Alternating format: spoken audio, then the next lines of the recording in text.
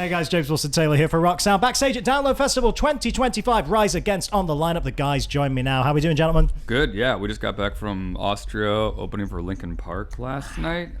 Just casual, but a day at work. Park, yeah, it was cool. We saw Iggy Pop. Yeah, it was which great. was amazing. That was just amazing. To see the legend Iggy Pop.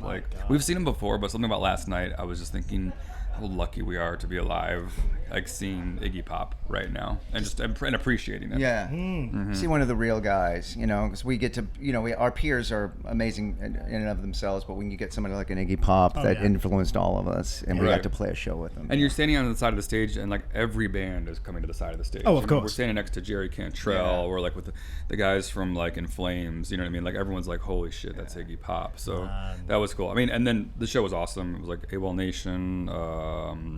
In Flames, Linkin Park killed it. They're killing it with Emily. They're smashing it at the minute. Yeah, it was a good time. And we got here at like 3 a.m. last night. Oh, dude, you guys are straight at it. This is the rock and roll summer festival lifestyle. We're flying. We're good. It's all right. You seem perked up and ready for it. This is going to be good. This is going to be good, man. Yeah. Well, it's going to be nice to be back here as well. Obviously, old hands at Download at this point, but it's always such a great festival for you guys. Such a great reaction from the crowd. Got to be nice to be back here once again for the summer. Totally. Somebody just told me that it was our 6th time on Download, which I was like, holy crap, I need to get on the internet now. I remember playing here with Sabbath and Soundgarden.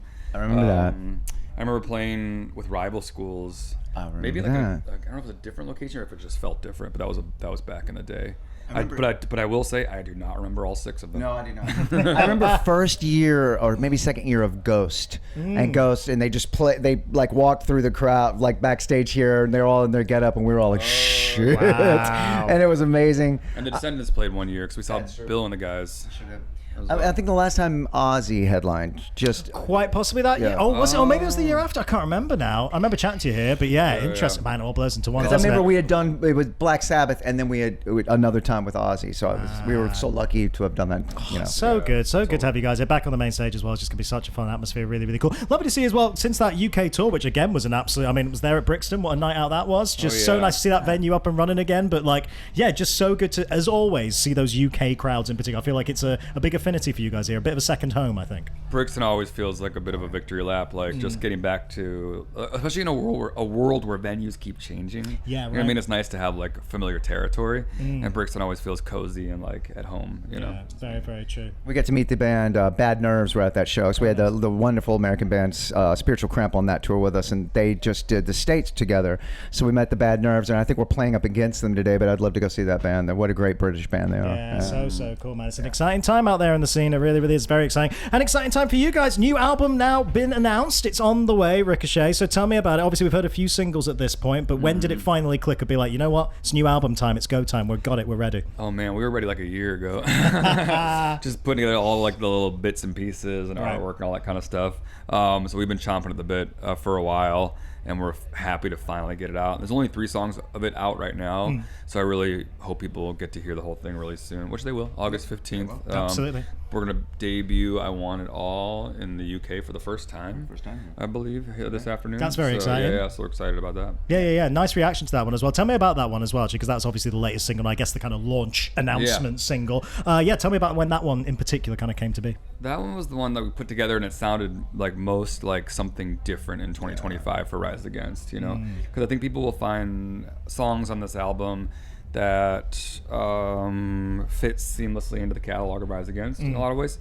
And I Want It All kind of, I feel like, stands out. Absolutely. In the live show, on the record, it's got its own sort of thing. I think it will be identifiable as like this era of Rise Against. Interesting. No, excited to hear it live at last, guys. It's going to be a nice one out there today. It's going to be cool. And speaking of live, I mean, loads of stuff coming up in the calendar, but let's mention Warped Tour, shall we? Lovely to see you guys getting added onto that one, because it's obviously really cool to see that back in a slightly new form this time and all that kind of stuff. But I mean, such a kind of important, pivotal moment for so many bands and so many of your contemporaries and stuff. Got to be nice to just, get back at it in in that way, right? Yeah, I think when when we were doing the When We Were Young Fest, it was like you spotted that t-shirt as well. Yeah, there we go. Yeah, full plug.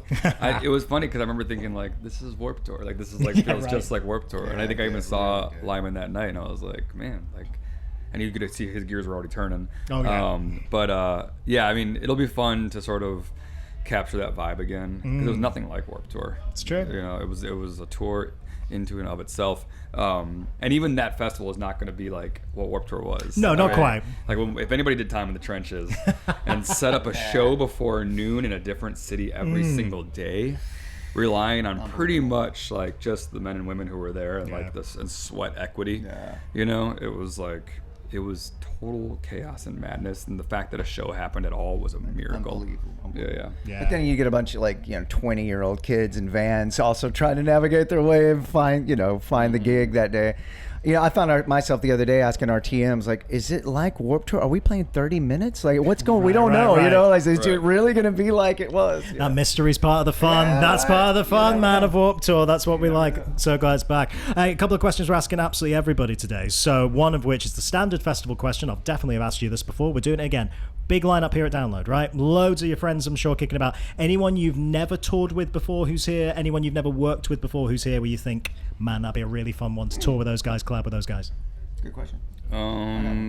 Yeah, go for it. Jimmy Eat World. Oh yeah. Wait, have you never played with Jimmy Eat World? We played with them. Oh, you never played, but you never done like a tour? Toured. Never Interesting, toured. okay. Talked about it. It gets floated around, but being a big fan of that. I saw that band, like my high school band opened for that band, like in the 90s, like in the old hardcore scene in Chicago. So been a big fan of what they do for a long time. They're a perfect fit. They're legends, yeah. Green Day? That'd be a great tour. Yeah, we've only done like shows here and there with Green Day. They've got like Trey comes to our shows whenever we play. Like that would be awesome. Love what they do. Like they're gonna kill it tonight. Man, definitely. It'll be awesome. God, what a great lineup it is today. The more I think about it, it's a good fit. We're having a great couple nights, you really are, actually, guys. You're spoiled. It's all downhill. Yesterday was only on stage watching bands for us, and I think today will probably be the same. Yeah, absolutely. No, not a bad thing. The next question we're asking everyone, mosh pit memories. So is there a particular mosh pit you've seen at one of your shows that's really stuck in the memory? Anything particularly wild, a particularly big one, anything like that? Oh, my God. So I remember going to the Milwaukee Metal Fest in like 1995. And it was a very metal show, but they invited some hardcore bands like Marauder and Warzone, and maybe even Marauder, Warzone, somebody else. Anyway, Warzone was playing, and maybe Marauder was playing. There was a pit, and there was like a meeting of like the hardcore kids, mostly from Chicago, and like the Milwaukee skinhead kids, because Milwaukee was kind of known for having skinheads. Yeah. And it got real like violent, real fast, and it even got taken out. Oh, Earth Crisis was there too. And it even got taken out to the parking lot. Oh my where, God. Like, it was going to be like a huge like warrior style brawl. Intense. I think in the end, like somebody had like a weapon or something, and then it was like, all right, we're not doing this. Dude. That was the craziest thing I remember. I remember, I can't remember what the festival was, but Britain's own, London's own, Frank Carter. Oh, yes. He had the pit go around the sound booth outside. It was a tent. Yeah. And it was his Frank Carter and the Rattlesnakes.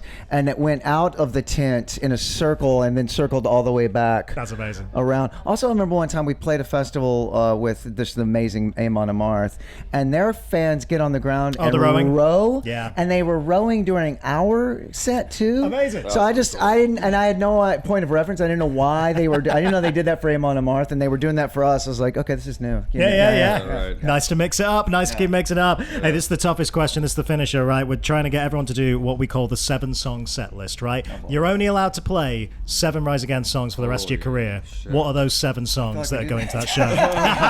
We do that one.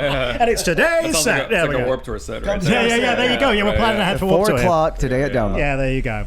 7 songs. What are we picking? 7 songs. Let's do. Okay, to make sure people like get what they want. Like one will be Savior. 2 will be Prayer of the Refugee. Now go fair. for like 5 of whatever you want. 5. I'm gonna say. If we're just out there and like we don't care if anyone knows it or not, I'm gonna say our Bob Dylan cover of the Ballad of Hollis Brown. I'm totally with you on that. Because we can play that for like 15 minutes, so it makes our set longer. Totally Great, does. love that. Totally does. And we might have only played it once live, so if even that. Amazing. I'm gonna go with Satellite, our song Satellite. All right, good call. It was a good moment for our band Pivotal, and I always think about the video for some reason because it was such a fun video. If you're thinking about the fans, you got to play Swing Life Away. Swing is good. Make It Stop is a good one. Like, I Ooh, feel like there you go. that really resonated with a lot of fans, and I think takes on different meaning every year. And I still see people in the front row who like, or let me know like it was that song that helped them through That's some really hard nice. times. So that's cool. One more. We got one more. Give yourself a random one. Give yourself just a Zach fave. You know what? I am gonna. This was the first song I ever recorded with Rise Against, and probably the most impossible song, and it's not one of ours. It is a cover of "Making Christmas" that we did for the Nightmare Before Amazing. Christmas soundtrack. By Danny Elfman. By Danny Elfman. Yeah. And we did it our style, and it's we've never. If you want played to it hear, if you ever want to hear like what Rise Against trying to like do like math metal, go find us doing the Making Christmas, Making Christmas. off of the Nightmare Before Christmas soundtrack. So, I've been in the band about a month, and then that was the first thing we did together. I was like, "Oh shit, here we go!" That is Trial by Fire right yeah, there. yeah, That's yeah. straight it in. I hurt love our that. brains. It hurt our brains. For sure. So good. Yeah, I want you to play that in the sunshine, man. Let's bring some Christmas into June in Donington. That'd be a fun one. See what happens. Guys, always an absolute pleasure. Have a great set today. Can't wait for the album release and all that stuff. I'm sure we'll catch up soon, all right? Okay. Good to see you guys. Rise Against, everybody.